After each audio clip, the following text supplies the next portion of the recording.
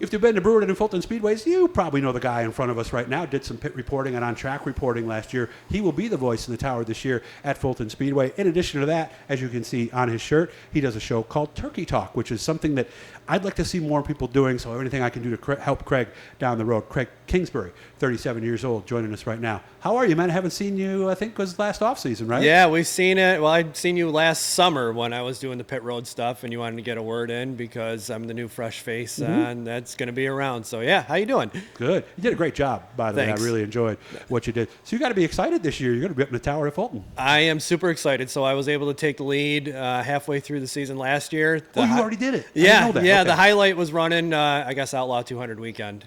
We did a 3-man booth with Adam Buchanan and Chris Coogan up there. Beautiful. And that was a ton of fun. It was.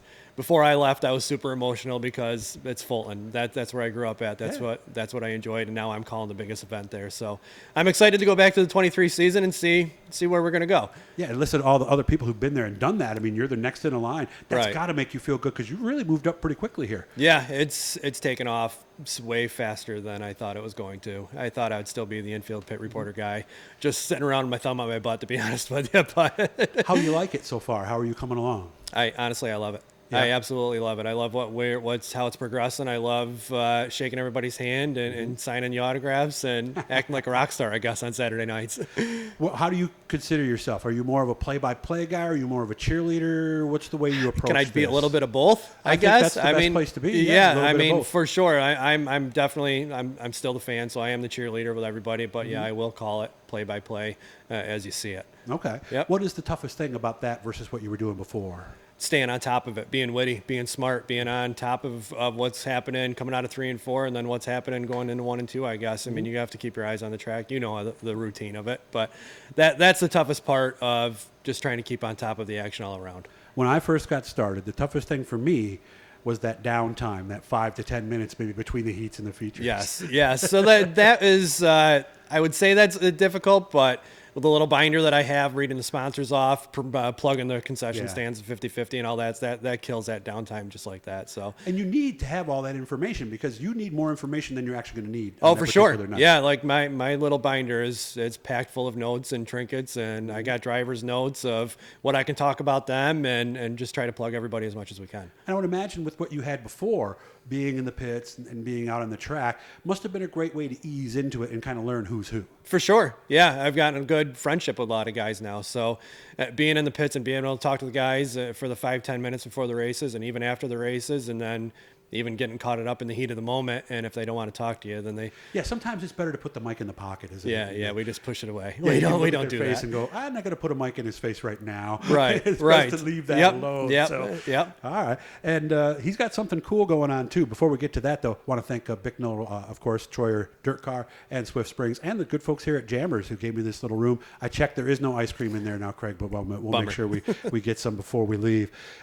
Turkey Talk. Tell me about it. Turkey Talk is a podcast that I started with my buddy Brian Murphy. We started it. Brian's listening right now. In the beginning of January. It was pushed along with multiple people saying, hey, you guys should start a podcast. Should. And I really wasn't going to look into it or do it, but enough interest sparked with it. We did a first episode of myself and Brian. That was okay. And our first big guest was Jason Barney. Ever since Jason Barney, it's exploded, I guess. We've had a ton of listeners right now.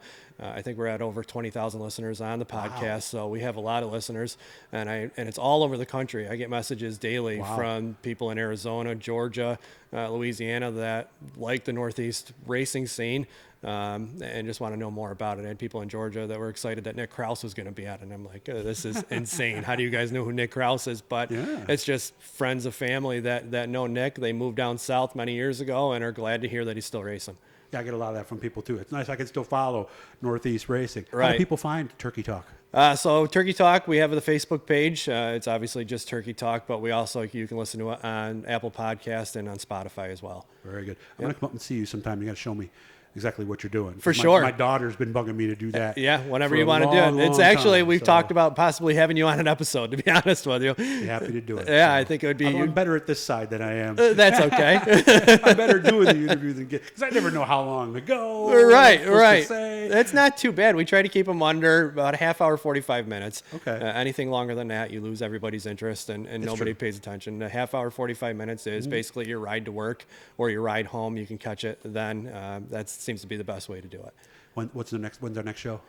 So we'll have a next episode coming out Sunday morning, 8 a.m. That's going to be with Chris Hallsizer. So tomorrow morning, 8 a.m. will be Chris Hallsizer. We're going to air this after this. So next week, do you have next week Next set up week, yet? we have Keith Flack hopefully lined up for next my Sunday. Racer, Lebanon Valley, Albany, Saratoga. Yes, so he's on the schedule right now, subject to change. If Always not subject to him, it change. could be Andrew Ferguson, could be popping up on the next one. But Yeah, it's kind of like pro wrestling. The card could be subject to change. exactly. at any time, I'm not so. holding anybody to it. It's just if they can do it on Wednesday night, then we usually record Wednesday night and we get it up for Sunday it's morning. not live. No, not live. Gotcha. Okay. Nope. Yeah, because live is tough because you have to get them at a certain time. Exactly. And, Yep. and things happen to racers. You know, Right. we had to put a new rear end in the car. I Exactly. got to do that tonight. So Yep. that's a smart way to do that. So make sure to look them up. Turkey Talk with Craig Kingsbury and Tim Murphy. New shows are going to keep it going during the season. We'll keep it going during the season. Yeah, but we'll try to keep it going during the season. We'll see. Okay. Brian Murphy, not Tim Murphy. Oh, I'm sorry, Brian. Sorry about that. Yeah, correct me next time. 'Cause I know. It's not even the season yet, and I'm already That's okay. in that mode right there. So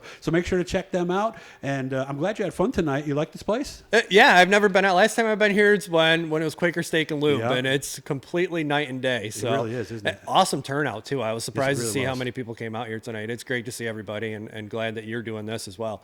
Anything I can do to help you, just let me know. Okay, Yeah, man, seriously. I And any greatly young appreciate announcers out there, seriously, I'm done with the tower. I'm done with announcing. I love pit reporting and what I do at Canandaigua. So if any of you guys need any help or any assistance, I'd be more than happy to do it. Craig, you take care of yourself, okay, Thank man? you, Good luck too. this year. Hit the blue E, subscribe, turn on notifications, all that good stuff. And when you get a chance, stop out here to Jammers. Tell them you heard about it right here.